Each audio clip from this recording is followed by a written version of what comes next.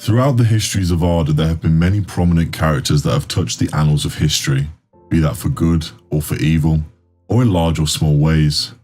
Some characters affected the passage of time so subtly that it might as well be as though they never existed, whilst others shaped the very face of the world with their will. One such fair lady is Galadriel, regarded as one of the most eminent elves in Middle-earth. Her surpassing beauty, wisdom and power set her apart from nearly all others. Greetings all, I'm your guide the Archivist. Today I will look at the grace of Galadriel, her origins, her influences on the events of Middle-earth and her final fate. Before we begin, please make sure to like and subscribe waypoints down below. Appearance and character. Galadriel, also known as the Lady of the Woods of Lothlorien, co-ruled this enchanting realm alongside her husband Celeborn. Regarded as one of the most eminent elves in Middle-earth, her surpassing beauty, wisdom and power set her apart from nearly all others. She was entrusted with Nenya, one of the 3 elven rings of power. J.R.R. Tolkien himself described her amidst the mightiest and most radiant of all the elves who remained in Middle-earth during the Third Age. Galadriel was the cherished daughter and the youngest child of Finarfin and Eowyn, both of noble lineage within the Noldor. Her family ties extended to Lúthien through her mother's cousin. Among her siblings were the esteemed Finrod, Felagund, Orodreth, Angrod and Aegnor. Additionally, Galadriel was a niece of Feanor, one of the foremost elves during the First Age.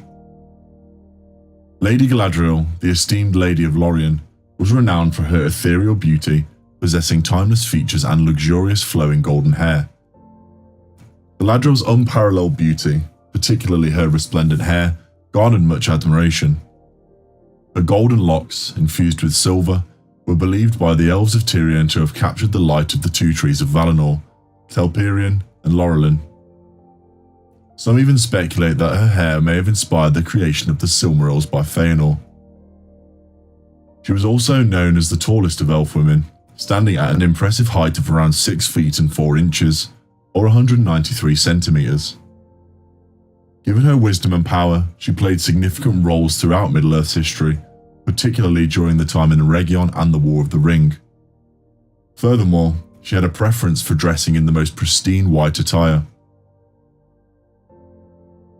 In her youth, Galadriel was recognized for her prideful nature, which was, however, balanced by her noble and generous spirit.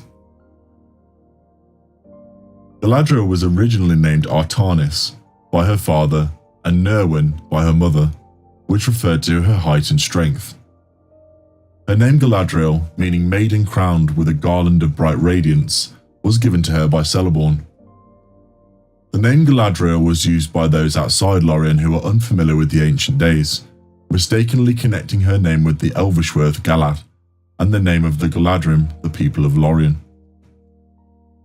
She is referred to as the Lady of Lorien, Lady of Light, the Lady of the Galadrim, or the Lady of the Wood interchangeably. Within Lothlorien, she was simply known as Lady Galadriel or the Lady. When mentioned alongside Celeborn, they were known as the Lord and Lady.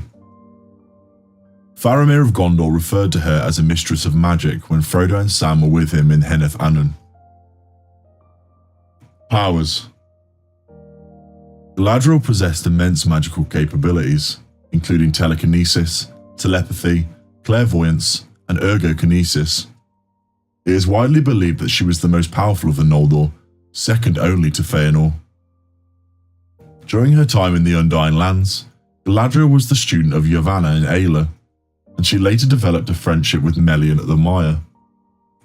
It can be inferred that she honed her powers under the guidance of these revered figures, although the nature of her magic remains enigmatic. In the Unfinished Tales, it is suggested that her innate abilities included extraordinary insight into the thoughts of others, approach with compassion and understanding, except for Feanor, who should perceive darkness within. This darkness, which she abhorred and feared, was also present in the minds of the Noldor and even within her own. Some believe that the majority of Galadriel's powers stemmed from her ring Nenya, the Ring of Water. However, in a 1951 letter to Milton Waldman, Tolkien asserted that rings of power could only enhance the possessor's existing powers and not merely bestow new abilities. Furthermore, Galadriel's ability to read others' thoughts was evident from her young age, long before she acquired Nenya. In certain accounts, she was also depicted as having the power to communicate over great distances, foresee the future, and shield her mind from other formidable beings. This particular ability was closely associated with her ring, as the Silmarillion indicates that the elves could perceive Sauron's mind when wearing the rings. It is also speculated that her powers of divination may have been linked to or augmented by her mirror, which had the ability to unveil events from the past, present, and future. Galadriel's powers were so mysterious and potent that even Saruman and Elrond had difficulty understanding them. This led to doubt among the non-elven inhabitants of Middle-earth. However, it is important to note that Galadriel used her powers for good, protecting Lorien and destroying the foundations of Dol Guldur, a fortress strengthened by Sauron's magic.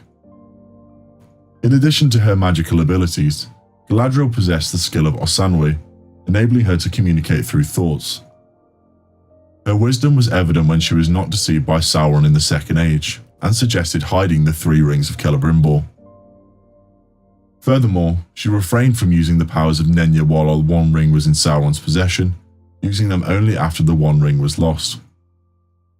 When Frodo offered her the One Ring, Galadriel demonstrated exceptional wisdom by rejecting the temptation. She understood that possessing the One Ring would inevitably lead her down the path of tyranny, much like Sauron. This demonstrated her deep understanding of the seductive nature of power and her personal limitations. The Years of the Trees. Galadriel's origins trace back to Valinor during the early years of the trees, predating the First Age. Her tale is woven with complexity, as various accounts of her are found in the unfinished tales of Númenor and Middle-earth. According to the earlier version presented in the Silmarillion, Galadriel was an enthusiastic participant in the rebellion of the Noldor, driven by her aspiration to eventually reign over lands in Middle-earth.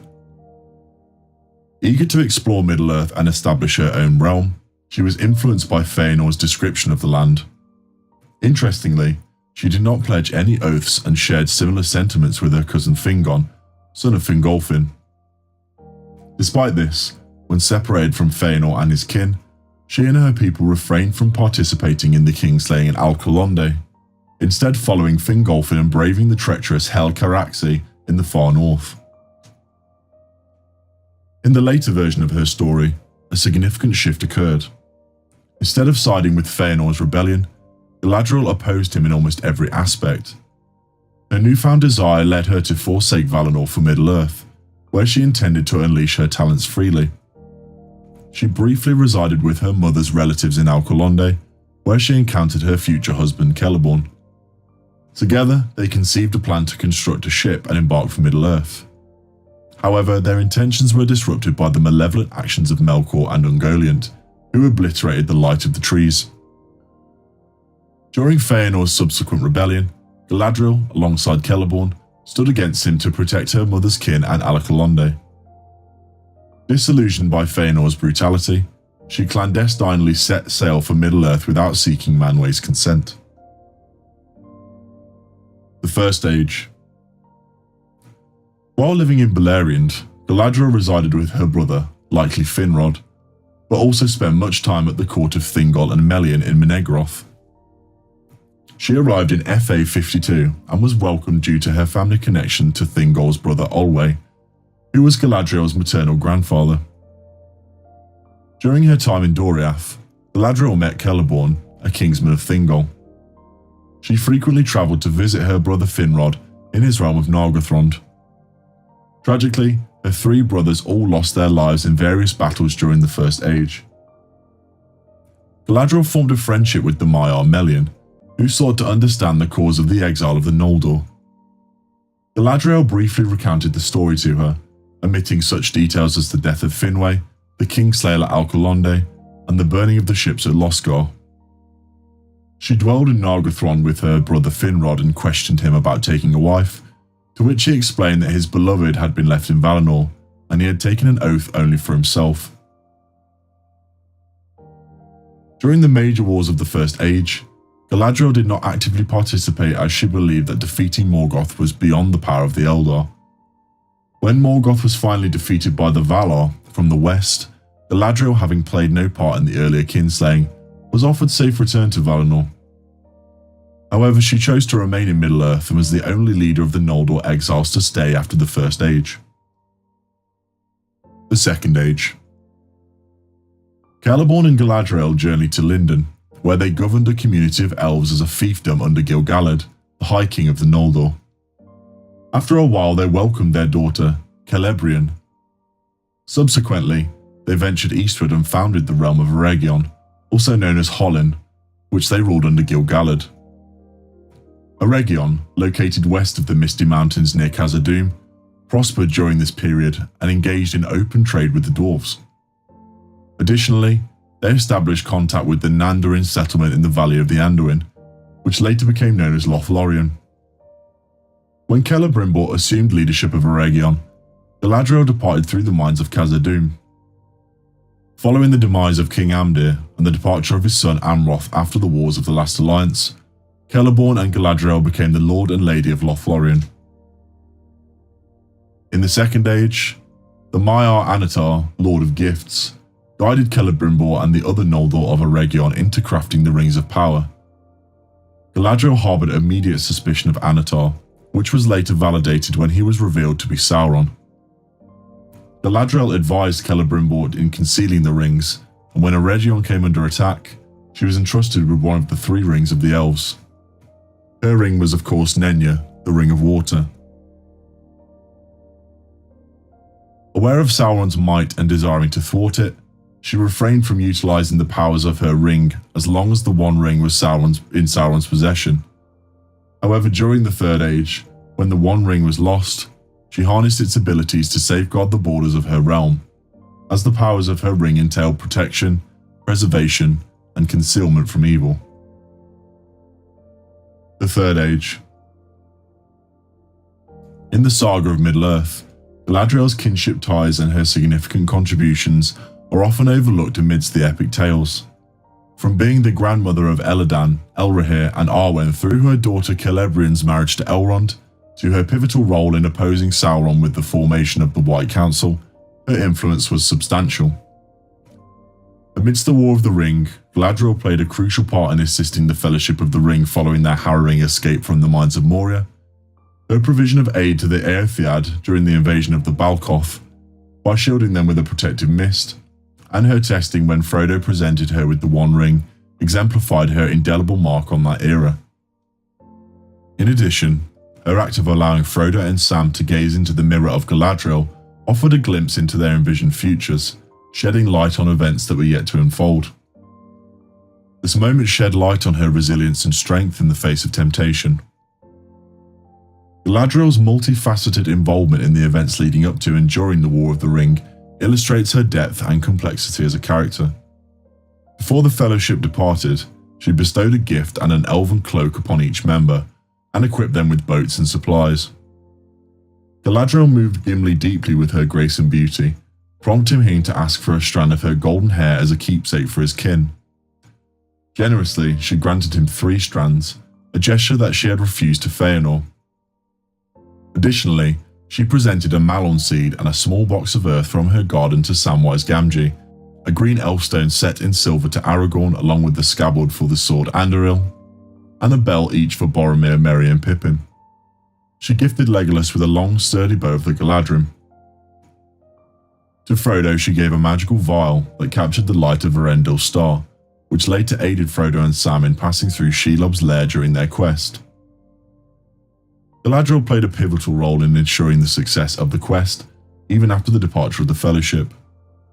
She summoned Gwaihir to rescue Gandalf from the peak of Celebdil, and tended to his recovery, clothing him in white, symbolising his new position as the leader of the Order of Wizards. Later, she sent messages to Aragorn regarding the paths of the dead and to the ranges of the north, leading to the southward journey of the Grey Company. As Sauron unleashed his full might during the War of the Ring, he targeted the elves and their ancient strength, besieging many of their settlements in the north and assaulting major cities of men and dwarves. Lorien itself faced 3 assaults, but the armies of Dol Guldur retreated due to the bravery of the elves and the power of Galadriel's ring. The defeat of Sauron proved that her ring's power could only be matched by Sauron himself. After Sauron's downfall, she, along with Thranduil of Mirkwood and their elven allies, journeyed to Dol Guldur, where they demolished its walls and laid bare its pits. Later on, she travelled to Minas Tirith for the nuptials of King Elessar and Lady Arwen, and then eventually, in TA 3021, she travelled to the Grey Havens and, alongside the remaining ring-bearers, departed to the Undying Lands, her original home, after ages had passed. And so I have now covered the content for this video, but if there's anything that has been missed, please share them in the comments down below. If you enjoyed this content, please remember to like the subscribe and like waystones down below. Nilue Govanadvan. Until we meet again.